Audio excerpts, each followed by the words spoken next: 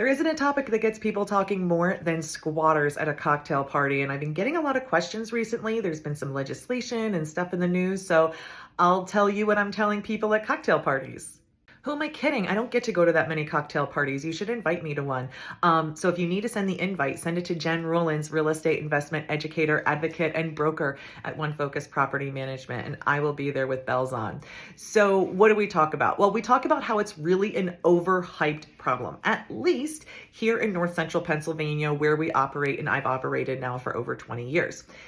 I see three types of squatters, and it's really important to think about them in the different ways so that you know how to prevent and deal with them when they happen.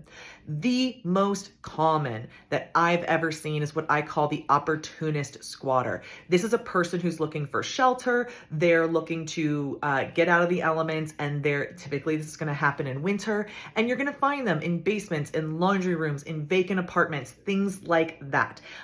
So once in a while, sometimes it's like family member and friends of other people in the building who kind of let them know there's a vacant unit they can take advantage of. But these are just people taking advantage. And when confronted with the fact that they're there and should not be, they leave. That is what makes the opportunist the opportunist. They do not claim or feel as though they really have any rightful ability to live in that place. The second kind of squatter I called is the scammed squatter. This is somebody who actually thinks they belong there. They made a business arrangement with somebody. So a scammer took probably a listing, knew that the property was vacant, and rented it, taking the money from these people and acting like the landlord. And then you show up as the rightful owner of the property and discover them there. And then that's a problem. This is a little bit more complicated to work out because when the police arrive, you're not going to easily be able to have these people just evicted.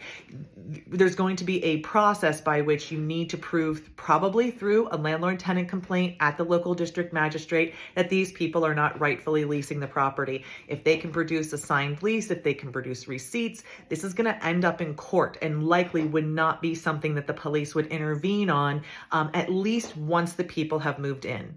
Now, I have seen this happen. I have seen this happen locally, not that frequently.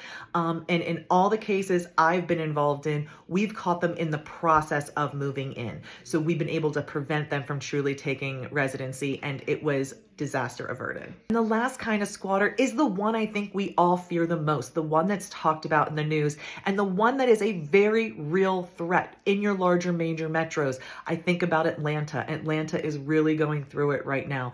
And I have some friends who personally operate down there and have had to deal with this. So professionals are people who understand the rules, understand how to get access to these properties, and take it over and have every intention on staying there until it becomes too difficult or inconvenient to stay.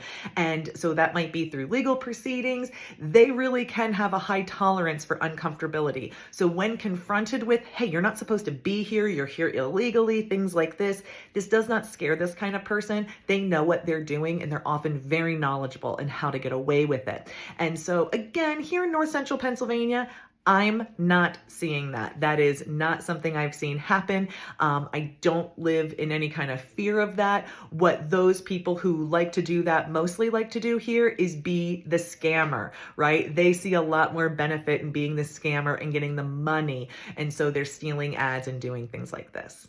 All right, so what therefore shall we do? The basic tenets always remain the same. So we're going to be very attentive to that property. We're going to secure it securely. We won't be keeping keys in mailboxes, under doormats, under rocks, above door frames. We're going to secure them in locked lock boxes or not at all at the property. That's step one. Have it be properly lit. That's another step. And then last, you want to visit it often so you know what's going on. If there are neighbors to the property, you might consider asking them to give you a call if they see something happening, if they see somebody moving in, and keeping them up to date. So maybe they know to expect people moving in on Saturday so that when they see a move-in happening Thursday prior, they might call and speak with you to make sure that there isn't anything going on.